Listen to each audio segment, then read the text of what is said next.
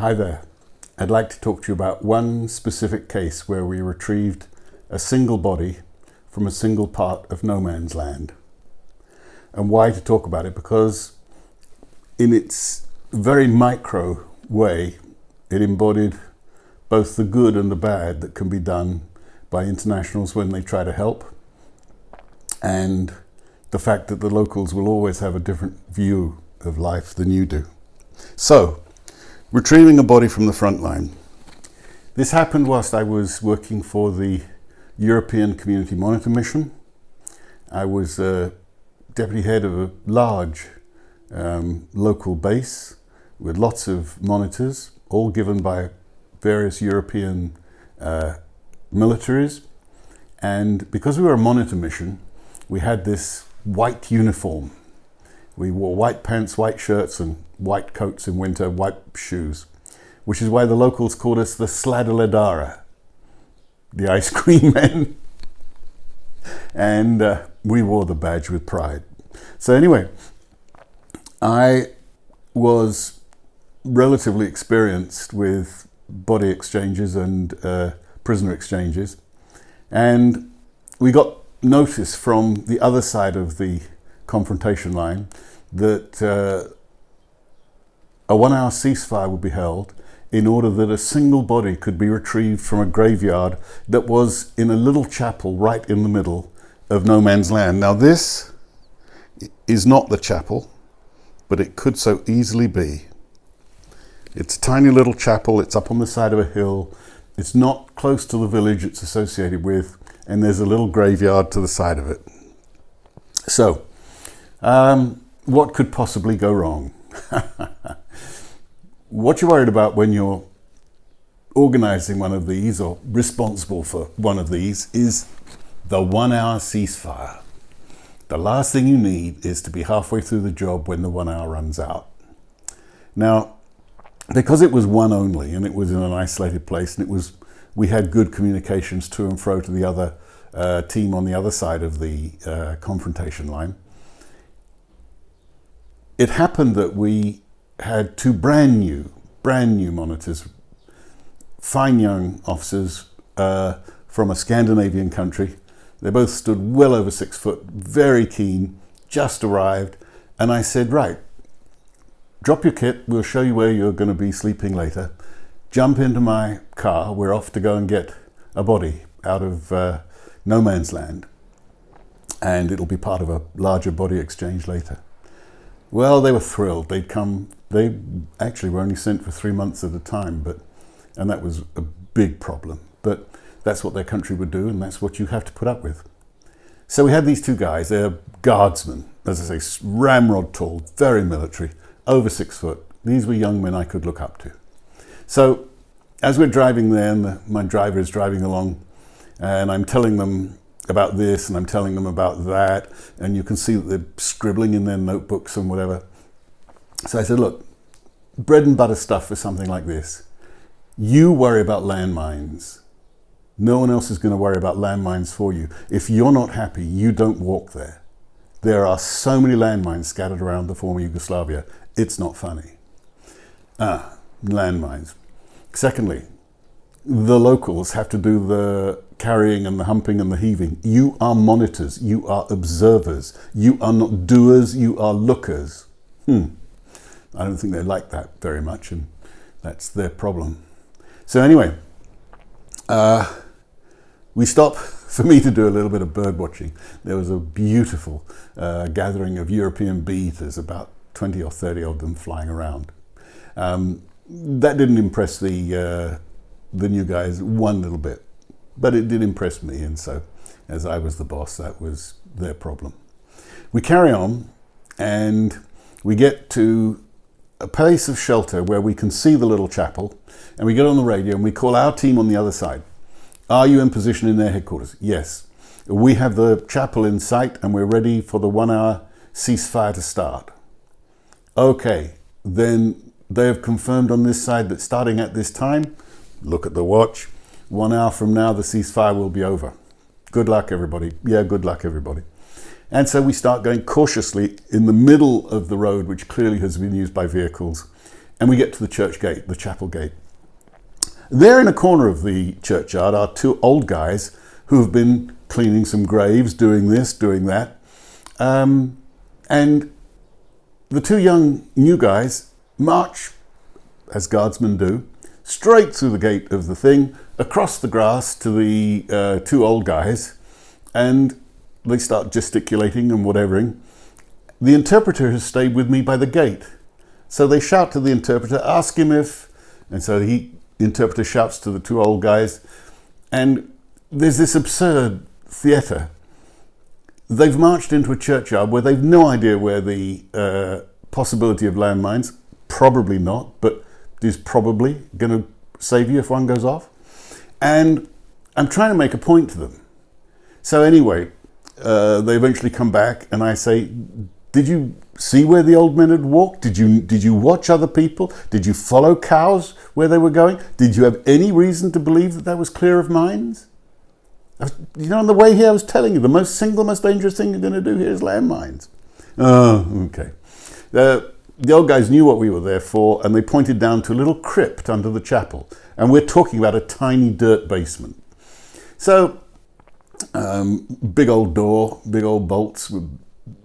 One of the old guys opens the door, and there is everything that we're here for.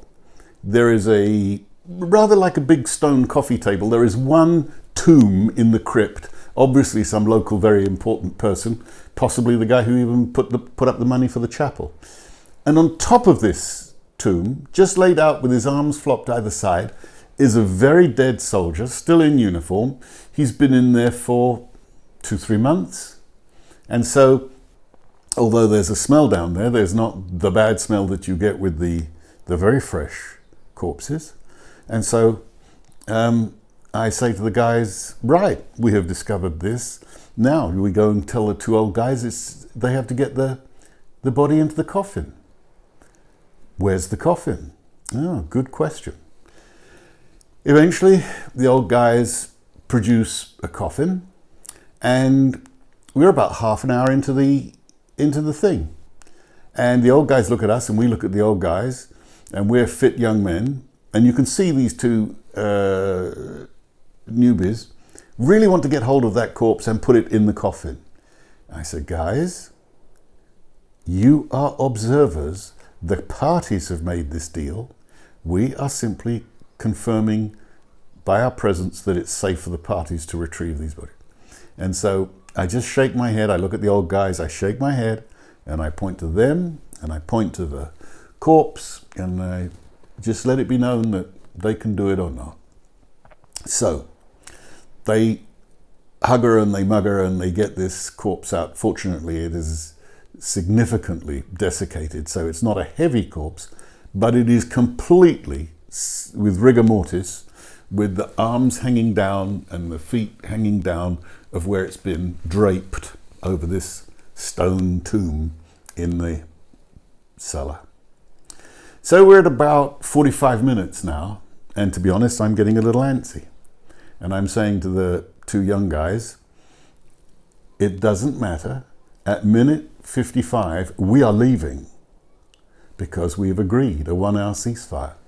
And these old guys are fussing and faffing and trying to get the body. The body is not going into the coffin. Finally, we're at about minute 50. And one of the old guys, where the body is over the coffin with the arms on the outside, just walks up and stamps on the body on either side, fracturing the bones inside the uniform, folds the arms in, puts the top on, and starts screwing the top down. It was a fairly dramatic situation, and I was considering what it really all meant. And one of the young guys couldn't handle it anymore. He came up to me, and he's substantially taller than I am, and he's trying to say something, but he can't say it. He's very upset. This is all too much for him. And so he does what any good military officer would do.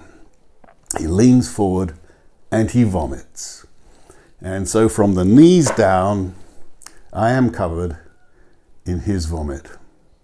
I am sure that later he thought that it really wasn't the smartest thing he could have done to vomit on his new boss, but what to do? The coffin was secured. The coffin was taken to a place where the commission on our side of the line would pick it up, and it would then be incorporated into a further body exchange. And we drove back to our headquarters. Now, I don't think those two young newbies ever in their lives will forget that one single solitary body from a very lonely, quiet little place in no man's land on the front line. I hope they never forgot about the landmines. I hope they never forgot about it's the party's job to do it.